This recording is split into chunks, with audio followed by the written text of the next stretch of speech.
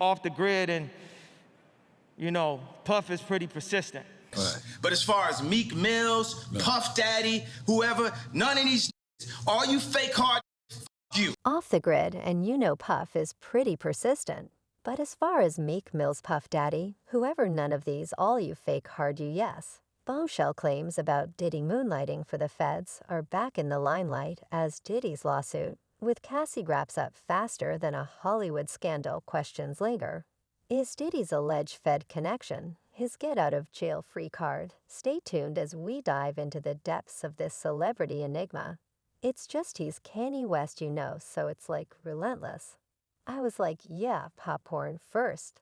The startling turn of events in the night's handling of the case threw everyone for a loop. TMZ initially reported that Diddy was under a secret PD investigation following Cassie's allegations of say-in trafficking, controlled every aspect of her life. He is accused of frequently beating her and would hide her in hotel rooms for days until the bruising and signs of abuse were gone. However, in a dramatic about-face, TMZ later updated their report, quoting the NPD as saying they had erroneously stated their investigation into Diddy. This flip-flop raised more questions than it answered. It seemed almost too convenient, too perfectly timed. With the legal developments in the Diddy-Cassie case, the plot thickens when you consider Diddy's recent honor, a key to New York City, presented by none other than Mayor Eric himself, embroiled in FBI investigations for corruption. Bad boy of entertainment is getting the key to the city from the bad boy of this connection, has set tongues wagging, fueling speculation about the depth and nature of Diddy's connections within the city's political and law enforcement arenas. To the city, Diddy finally has the key to the city. It's a startling coincidence, at the very least, that Diddy received such an accolade from a mayor under federal scrutiny. And just a month before Cassie's lawsuit, his assertion of Diddy's alleged federal connections seems less far-fetched in this context. Moreover, Diddy's choice of legal representation speaks volumes. Benjamin Brafman, the attorney who represented him in the Cassie lawsuit, is a name synonymous with high-profile legal victories. Ron's track record includes successfully defending Diddy in a notorious nightclub shooting incident involving Diddy, Jennifer Lopez, and rapper Shine. In that incident, despite around 100 prosecution witnesses, Diddy was acquitted of all charges, while Shine was sentenced to 10 years. Rand's involvement in Diddy's legal matters adds another layer to this intricate story, suggesting a legal machinery well-oiled to protect its high-profile client. The 35-page suit lays out graphic allegations, all of which, through his attorney, he denies. The speed with which the lawsuit was settled is another point of contention in a world where legal proceedings can drag on for years. Diddy's settlement with Cassie, rumored to be a substantial sum, came about with startling rapidity. Speed, combined with Diddy's vast wealth, he is after all a billionaire, casts a shadow of suspicion. It raises questions about the power of money to silence allegations and settle potentially damaging lawsuits discreetly and efficiently.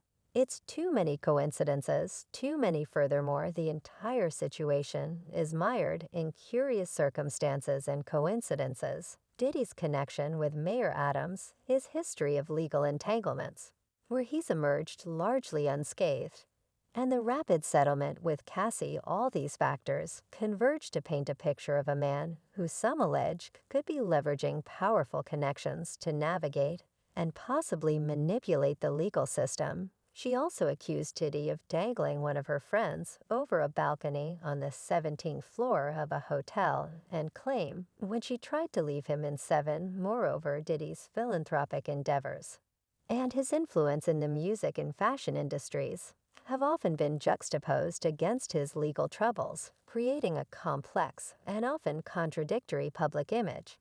His ability to stay at the top of his game professionally, despite various accusations and legal challenges, has left many wondering about the true extent and nature of his connections and influence. And adding drama to this saga around Diddy is none other than the feud between Wayne and Diddy, two titans of the music industry, has recently rekindled intertwining accusations, legal intricacies, and alleged ties to the feds in a saga that seems straight out of a Hollywood script. This intricate web of allegations and responses began to unfold in a dramatic series of events that has the public and media captivated. How do we crown our kings chronologically? The tension escalated following Ye's controversial fashion choices and statements.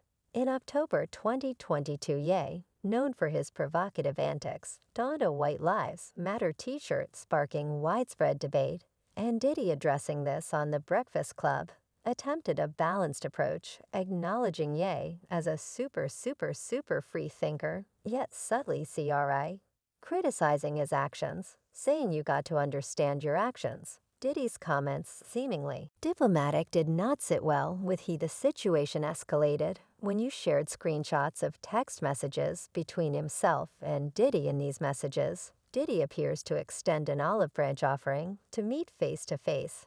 However, He's response was anything but conciliatory. He accused Diddy of being a fed, alleging that Diddy was acting under the influence of elites, who told him to confront. This accusation was not taken lightly. As you wrote, this ain't a game, I'd want to use you as an example to show the elites that told you to call me, that no one can threaten or influence me. Yes, allegations gain a different shade when connected to the peculiar circumstances surrounding Diddy's recent settlement with Cassie, which concluded with uncharacteristic swiftness, raises questions about his influence and connections. Could there be truth to his claims about Diddy's ties with the Fed, considering Diddy's ability to navigate legal challenges with apparent ease? You already made everybody think I'm crazy. You already took my family away. You already separated all my friends. I don't got no celebrity friends. Further, Ye's assertion that Diddy serves as a gatekeeper for the elites avoiding jail by making deals casts a shadow on the latter's legal victories and connections. This was notably evident in Diddy's legal battle, involving a nightclub shooting where he was acquitted despite overwhelming evidence against him, and his lawyer's reputation for handling high-profile cases successfully. Moreover, I repeated public statements reinforce his stance on Drink Champs. He reiterated his belief that Diddy's outreach to him was not a gesture of support, but a move orchestrated by higher powers. I's belief that Diddy and other celebrities are controlled by elite forces aligns with his narrative of being an uncontrolled, outspoken figure in the industry. I think he's telling everybody exactly what they don't want to hear. Yes, comments also draw attention to Diddy's political connections, like receiving a key to New York City from Mayor Eric Adams, who himself is under FBI scrutiny. This accolade, coupled with the curious timing of events, Diddy receiving honors shortly before Cassie's lawsuit, and the Name-Wipe-T's mishandling of allegations against Diddy, adds layers of intrigue to Ye's accusations. Yes, public outbursts, whether on social media or in interviews, often include incendiary and unfiltered remarks. His decision to expose private text messages and his direct confrontational language towards Diddy indicates a deep-seated conviction in his accusations. This reference to Diddy as a fed is not just a throwaway comment, it's a charged allegation that aligns with his narrative of fighting against a corrupt and controlling elite. He has people followed, he has people watched, he does all kinds of. He's a piece of the enigmatic aura surrounding Sean Diddy Combs intensifies as startling allegations surface, intertwining him in a web of controversies and unsolved mysteries that span decades in the entertainment industry. With Ye's recent accusations about Diddy's alleged federal connections already stirring the pot, the saga takes a darker turn as new chilling claims link Diddy to a series of high-profile deaths, including those of Tupac Shakur Biggie Smalls and Kim Porter. Rare B singer Jaguar Wright, known for her unapologetic candor, has recently cast a shadow over Diddy's character. In a viral interview, Rhee's words echo the sentiments of a growing number of skeptics. In a haunting statement, she pointed out Uptown Records started with 5 people: Andrew Harrell, A.L.B. Shore, Heavy D, and Puffy, and Kim Porter. Kim is dead, Heavy D is dead, Andrew Harrell is dead. The only 2 left are Puff and La. Isn't that interesting? This observation, laid out in stark terms, raises eyebrows about the deaths of those once close to Dre. Didn't stop there. She delved deeper, hinting at a sinister pattern. Kim Porter was working on a book. Before she died, has Puffy ever been in a coma? Has anything happened to him? These words, laden with implications, suggest a disturbing trend of untimely deaths, among those associated with Diddy, contrasting sharply with his continued success and unscathed public persona. The plot thickens as Dwayne Keith Davis, aka Keith, to former member of the Southside Compton Crips, alleged in court that Diddy orchestrated the assassination of Tupac Shakur.